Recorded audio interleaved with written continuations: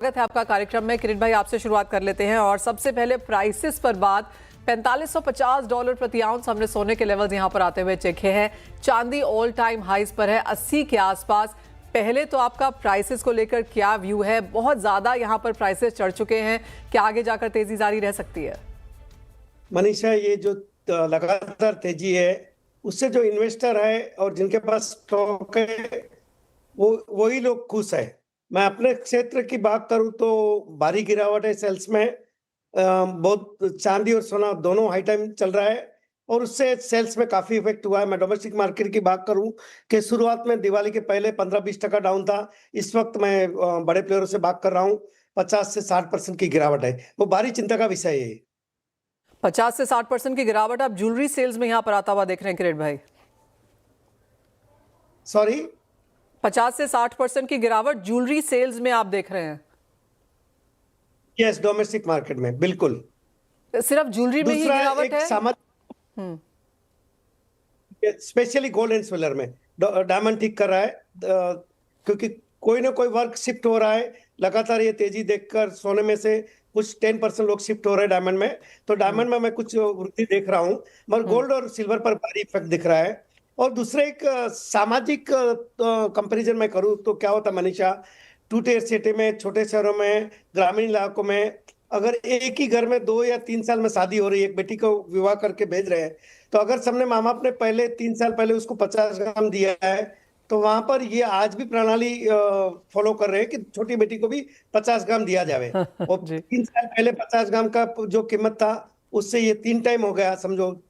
तो वो अर्थव्यवस्था में उनके बैलेंस शीट में भी काफी तकलीफ हो रही है।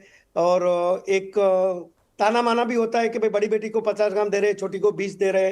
तो वो सारा जो सोशल डिस्ट्रीब्यूशन है वो भी देखने मिल रहा है। एब्सोल्युटली।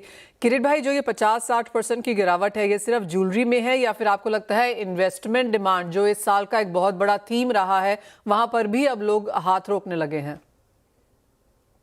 नहीं, सभी जगह हाथ रोकने रहे। डोमेस्टिक तो बहुत बैडली इफेक्ट है। इन्वेस्टमेंट में भी लोग अभी ये जो प्राइस देख रहे हैं $80 सिल्वर का और 4550 अपना गोल्ड का, चांदी में। तो उसमें भी अभी रुक कर इन्वेस्ट कर रहे हैं। किरीट काफी भाई, क्या मतलब इसी तरह के स्टैंडस्टिल हो गया। क्यूज एब्सोल्युटली किरीट भाई, क्या किसी तरह के क्यूज हम ग्लोबल मार्केट से भी आता हुआ देख रहे हैं? क्योंकि ग्लोबली भी यहाँ पर एक समय में हमने बहुत स्ट्रॉन्ग ईटीएफ बाइंग चलते हुए देखी थी, जो इस साल का थीम रहा है। यूएस में, एशियन मार्केट्स में खरीदारी थी। तो ईटीएफ्स में या फिर ग्लोबल मार्केट्स से भी क्या यही ट्रेंड्स देखने को मिल रहे हैं? क्या वहां पर भी खरीदार बहुत ज्यादा नहीं है? आपने आप स्टडी किया हाँ। आपने स्टडी किया होगा तो बहुत सारे बैंकों ने भी अभी रुकावट डाल दी है, बाई नहीं कर रहे। जो बड़ी बड़ी संस्था है उन्होंने भी अभी वेट एंड वॉच का रुख अपनाया है। तो कहीं ना कहीं पूरा माहौल जो है वो स्टैंड स्टिल है। अभी आगे लोग समझ के, स्टडी करके, और सबसे बड़ी खबर जो आने वाली है और जिसका हमें बड़ी बेसब्री से इंतजार है, वो यूएस टैरिफ पर बहुत सारी चीज निर्भर कर रही है। Well absolutely.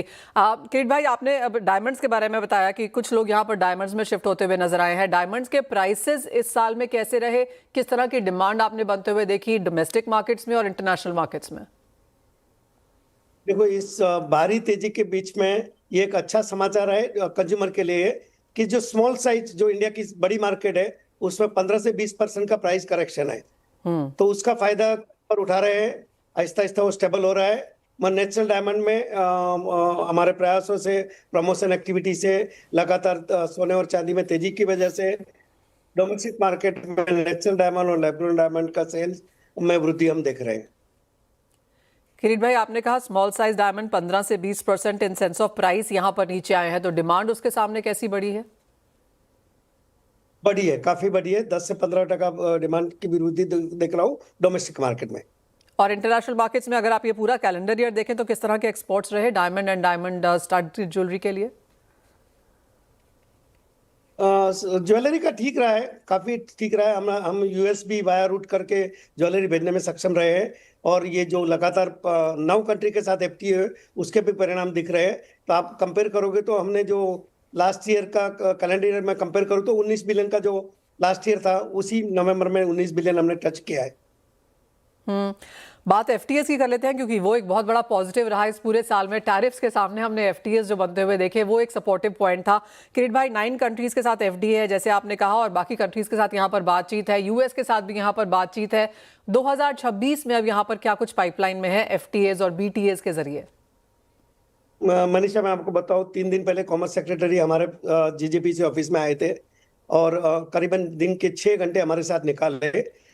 जर्मन सेक्टर को भारत सरकार और राज्य सरकार बहुत करीब से स्टडी कर रही है और लगातार एफटीए का एक कारण ये भी है कि इस सेक्टर में हमारे पास एक भी माइन नहीं होने के बाद, ना रफ डायमंड की माइन है, ना गोल्ड की है, ना सिल्वर की, हम दुनिया में एक तरफ से राज कर रहे हैं। उसको बरकरार करने के लिए कॉमर्स सेक्रेटरी व्यक्तिगत रूप से हमारे जीजीपी ऑफिस में आए, हमारे साथ 6 घंटे का समय निकाला। लगातार दूसरे कंट्री के साथ क्या हमारा डिस्कशन हो रहा है उस पर उन्होंने हमको बहुत सारी जानकारी दी और उन्होंने एक बात बताई कि हम अभी जिस तेजी से आगे बढ़ रहे हैं तीसरी अर्थव्यवस्था बनने के लिए, उस पर हम सिर्फ यूएस और चाइना पर निर्भर ना बन के दूसरे शहरों के साथ, दूसरे कंट्री के साथ कारोबार बढ़ाए। मगर मैंने अपनी चिंता बताई। ये बोलना आसान है कि आप न्यूजीलैंड करो, ओमान करो, वो हमारी बहुत छोटी मार्केट है। यूएस हमारे पूरी बास्केट का 35% है। तो हमने उनको स्पष्ट रूप से बताया कि यूएस टैरिफ होना हमारे लिए बहुत जरूरी है, स्पेशली जेम ज्वेलरी के लिए। और उन्होंने एक बात बताई कि अभी लगातार हमारा ऑयल इंपोर्ट कम हो रहा है और उससे यूएस काफी खुश है। उन्होंने उम्मीद जताई है कि आने वाले 2-3 वीक में कुछ सकारात्मक रिजल्ट आएंगे। एब्सोल्युटली, उसका बाजार को यहाँ पर इंतजार भी रहेगा। किरीट भाई, अब एक और चीज़, जैसे आपने कहा इंडस्ट्री की यहाँ पर डिमांड तो कम हुई ही है, ज्वेलरी में 50 से 60% की गिरावट है। अगर गोल्ड के प्राइसेस यहीं रहते हैं या इससे और ऊपर यहाँ पर जाते हैं, प्लैटिनम में हमने अच्छी खासी तेजी आते हुए देखी है, ऑल टाइम हाइज यहाँ पर भी बने हैं। एज एन इंडस्ट्री, चाहे वो आपकी वर्किंग कैपिटल हो या फिर गोल्ड और प्लैटिनम जो आप यहाँ पर जॉब वर्कर्स को देते हैं काम करने के लिहाज से, या मार्जिन की बात है, किस तरह से ओवरऑल इंडस्ट्री का कामकाज यहाँ पर इम्पैक्ट हुआ है? सेल्स में तो इम्पैक्ट आया ही है, ओवरऑल कैसे देखते हैं आप इसका असर? नहीं, ये लगातार तेजी डेफिनेटली बिजनेस पर असर कर रही है। हाँ, एक अच्छी खबर यह है कि लैब ग्रोन मार्केट बहुत तेजी से बढ़ रहा है। उसके लिए जो हमारा लार्ज नंबर वर्कफोर्स है, जो नेचुरल डायमंड में एक्सपोर्ट में गिरावट की वजह से कारीगरों की हमें जो चिंता थी, वो पूरा सेगमेंट शिफ्ट हो गया लैब ग्रोन डायमंड में। लैब ग्रोन डायमंड की दुनिया भर में डिमांड भी बढ़ रही है, डोमेस्टिक मार्केट में भी डिमांड बढ़ रही है। उससे जो वर्कफोर्स पर है हमारी चिंता थी, वो फिलहाल है। किरीट भाई, अब 2026 से क्या एक्सपेक्टेशंस है एज एन इंडस्ट्री? यूएस के साथ एक बातचीत हो जाए, करार हो जाए, वो तो ऑफ कोर्स यहाँ पर है ही, आगे बजट भी आने वाला है, काफी कुछ रिप्रेजेंटेशंस करने की तैयारी होगी। अगले कैलेंडर ईयर के लिए आपके ड्राइंग बोर्ड पर अब क्या कुछ है? अब यही देख रहे हैं कि देखो, नई मार्केट एक्सप्लोर करना है। वो एक स्पष्ट संदेश प्रधानमंत्री जी ने भी दिया है, कॉमर्स मिनिस्टर ने दिया है, वो हम लगातार करेंगे। डोमेस्टिक मार्केट में भी अच्छी डिमांड है, लगातार स्टोर बढ़ रहे हैं। आप देखोगे तो कृष्णा ने टारगेट रखा है, ये 2026 के शुरू में डेट है। तो कहीं ना कहीं वो लगातार रिटेलर का भी हमें साथ मिल रहा है और हम ये जो हमारी लीडरशिप है उसको बरकरार करने के लिए जीजेपीसी और सरकार के माध्यम से जो बने वो लगातार कर रहे हैं।